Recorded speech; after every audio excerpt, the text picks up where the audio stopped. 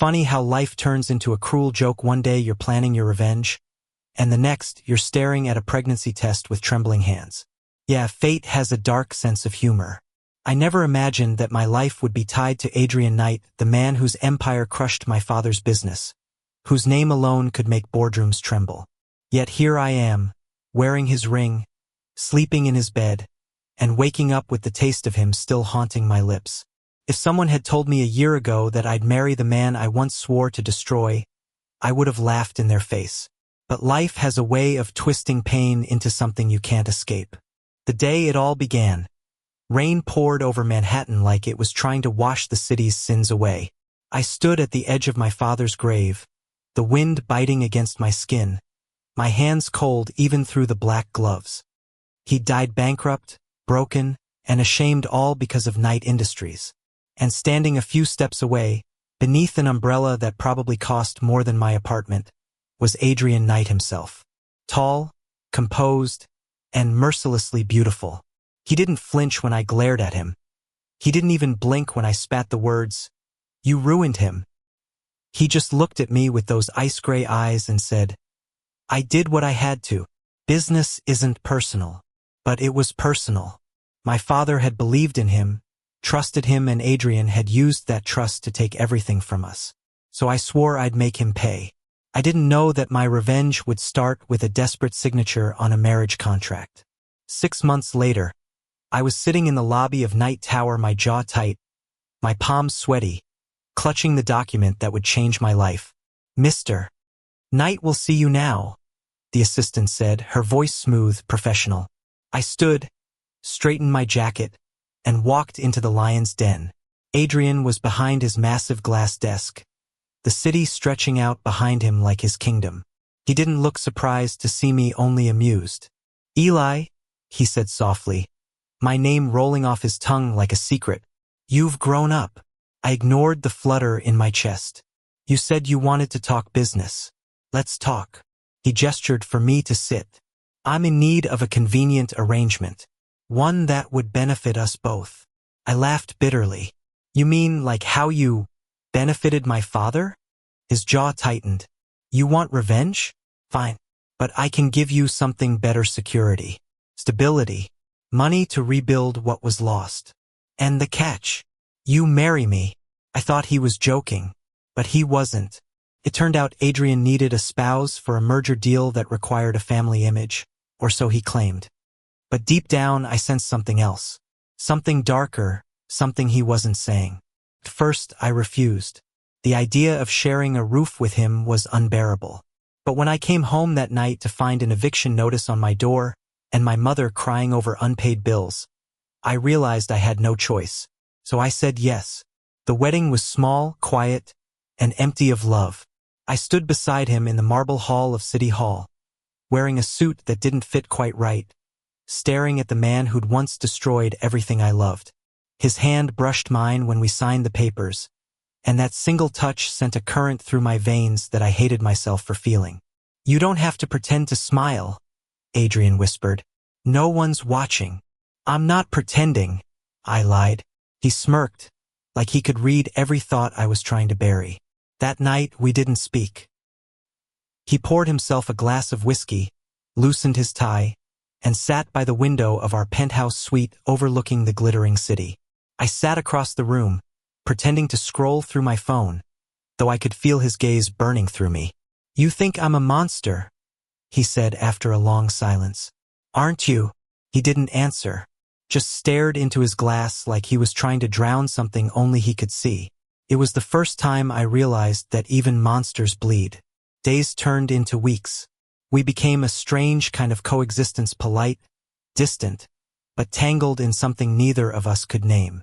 He'd drive me to charity events, stand beside me at galas, his hand resting lightly on my back as cameras flashed. To the world, we were perfect. Behind closed doors, we were anything but. Every argument was a spark, every glance a storm. And sometimes, in the middle of those storms, we'd find ourselves too close, too breathless, too aware of how much we hated and wanted each other all at once. The first time it happened, it wasn't gentle. It was anger, grief, lust, and loneliness all crashing together, his lips rough against mine, my fingers clawing at his shirt, our breaths breaking as we fought for control. When it was over, he looked at me like he wanted to apologize, but he didn't. Instead, he whispered, "You can hate me tomorrow." And I did. Every morning after, I told myself it meant nothing, that it was just weakness, just a mistake. But every time he touched me, the walls I'd built around my heart began to crack. Because beneath the arrogance and cruelty, there was a man who carried his own ghosts. Sometimes, I'd wake up in the middle of the night and find him sitting by the window, staring at the city like he was searching for something he'd lost long ago. Once I asked, "Why me?" He didn't look at me when he said, "Because you're the only one who ever looked at me like I wasn't a machine." And for a moment, I almost forgot who he was or what he'd done. The turning point came one rainy evening, 6 months into our marriage. I found an old box in his office filled with letters from my father. Real handwritten letters. Pleas for understanding. Proof that my father hadn't betrayed him as the media had said. The truth hit me like a punch to the chest. Adrian hadn't destroyed my father out of greed. He'd done it out of revenge. A revenge built on a lie. My father had been framed, and Adrian had spent years hating a man who was innocent. I confronted him that night, my voice shaking with fury. "You ruined his life for nothing," I shouted, slamming the letters onto his desk. He stared at them, his face paling. "Where did you get these?" "In your office, where you buried the truth." His silence said everything. "I loved him like a father," he whispered finally, "and I thought he betrayed me. I couldn't forgive him, so I killed the only part of him that was left." "His son," I said, choking on my tears. He looked at me, then really looked, and something inside him broke. That night, he didn't touch me. He didn't speak.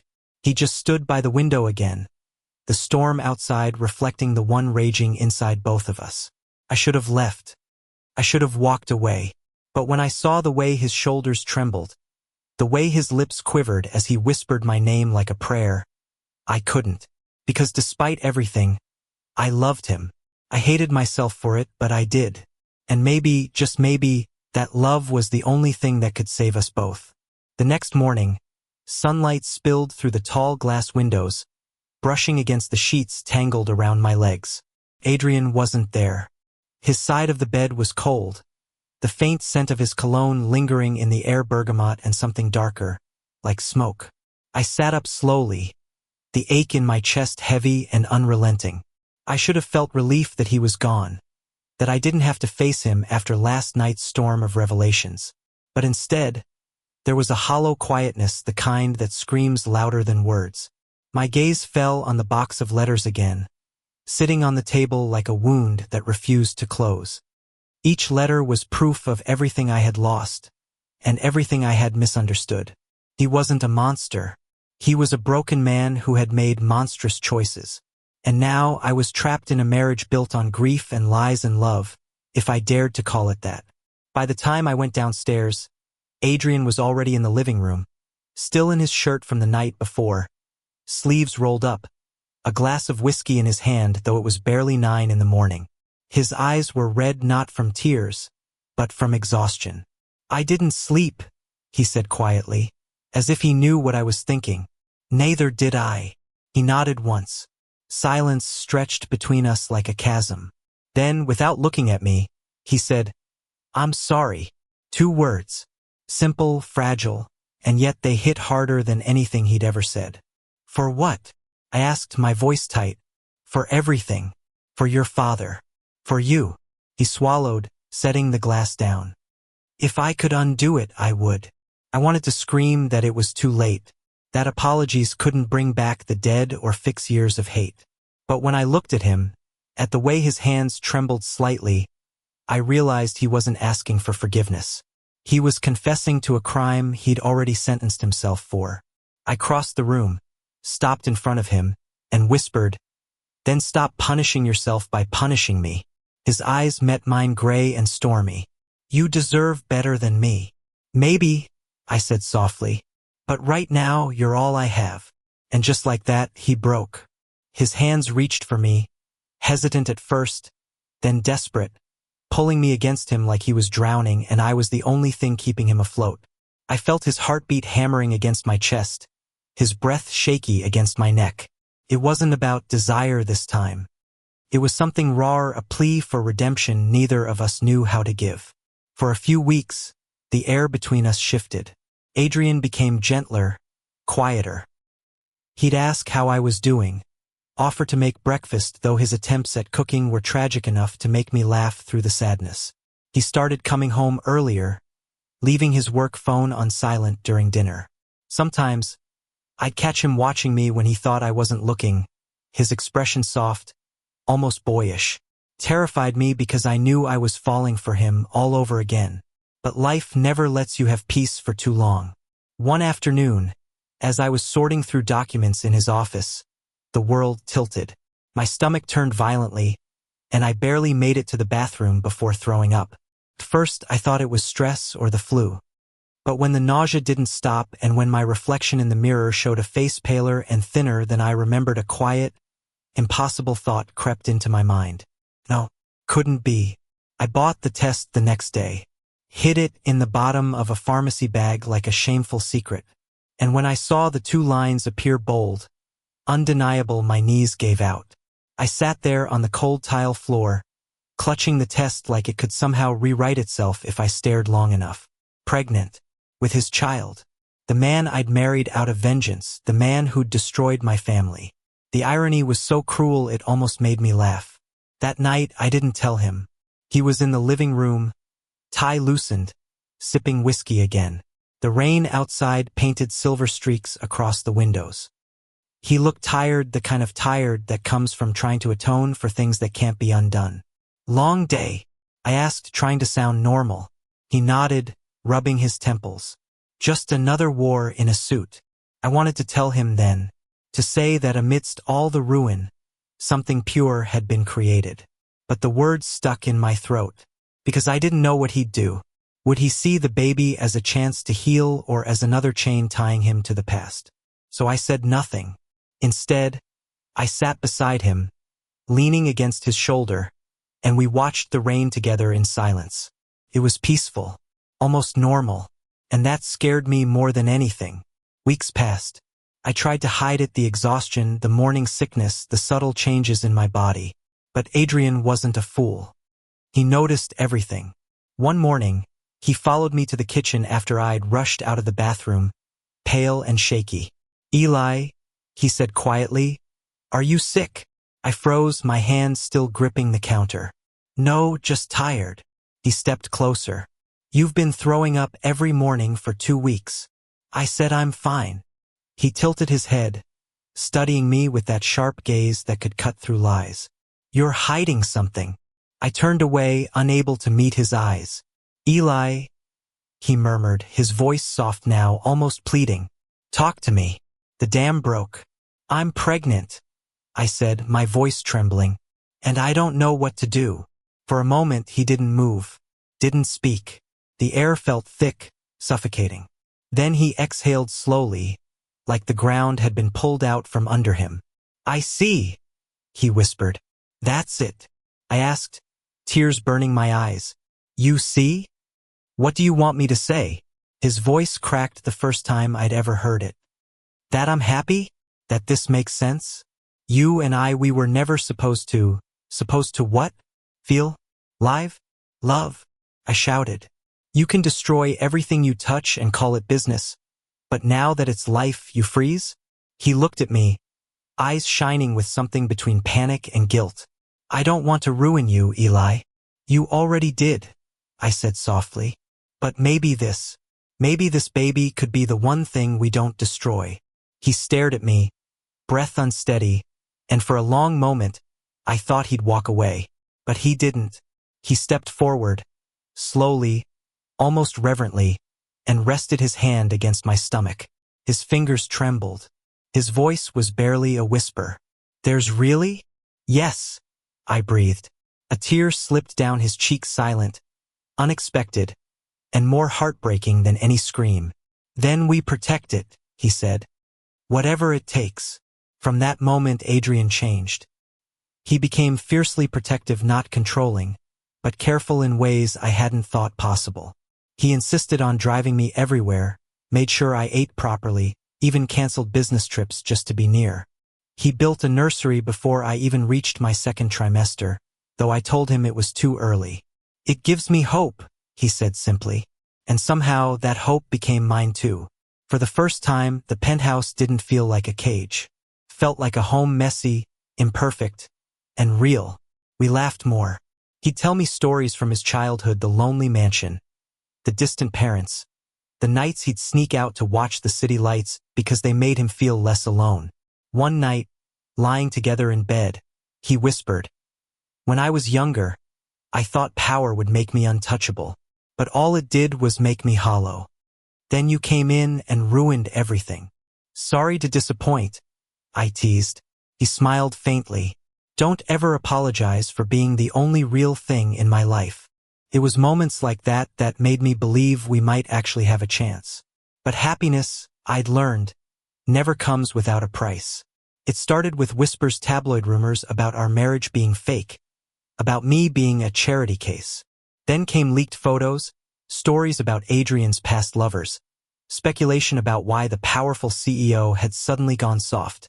I didn't care until one afternoon, while walking through the lobby of Night Tower, I overheard two executives whispering, "I heard the merger's in trouble. Investors are pulling out because of him marrying that boy. They think he's lost his edge." That was when I realized love, in Adrian's world, was a liability. And I was the weakness they would use against him. That night I confronted him. "They're coming for you," I said. "The board, the investors, they think I made you soft."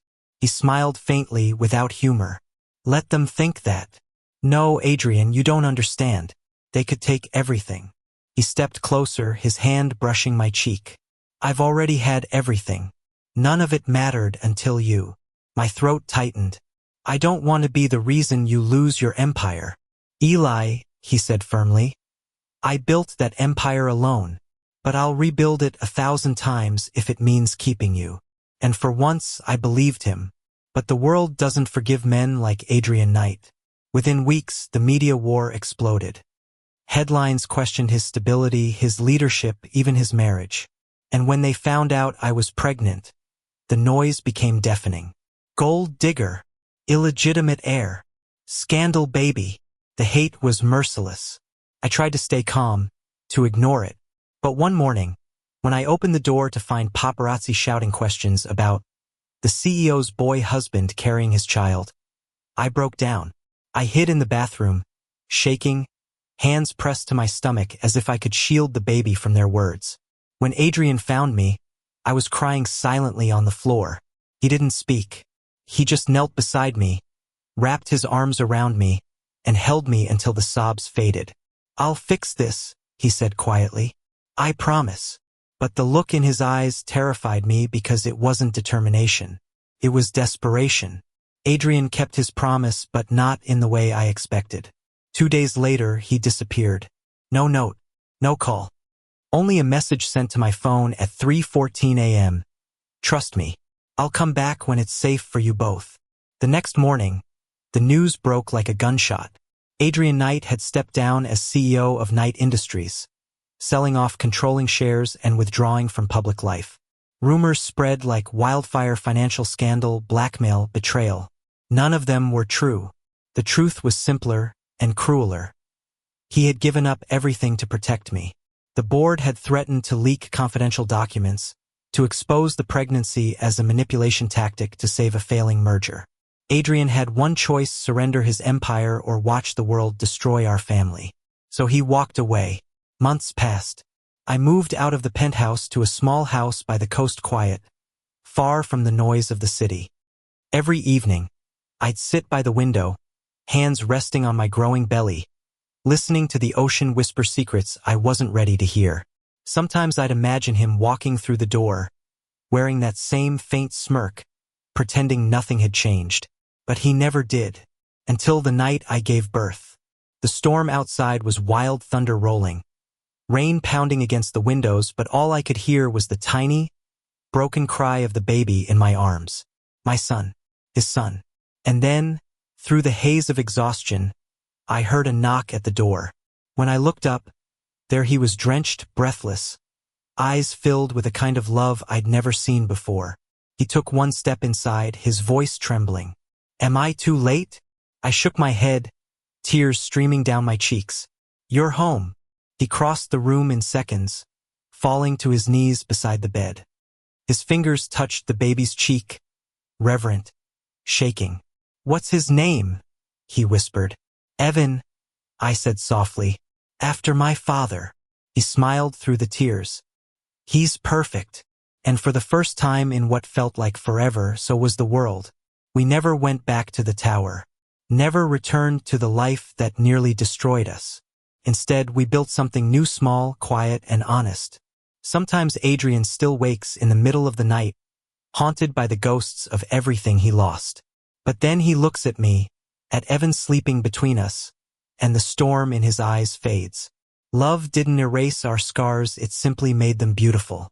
And as the morning light touches his face, I realize something I never thought I'd believe again. Forgiveness isn't weakness. It's the only kind of power worth having. Thank you for listening. If you find it interesting, please like and subscribe to follow the next stories.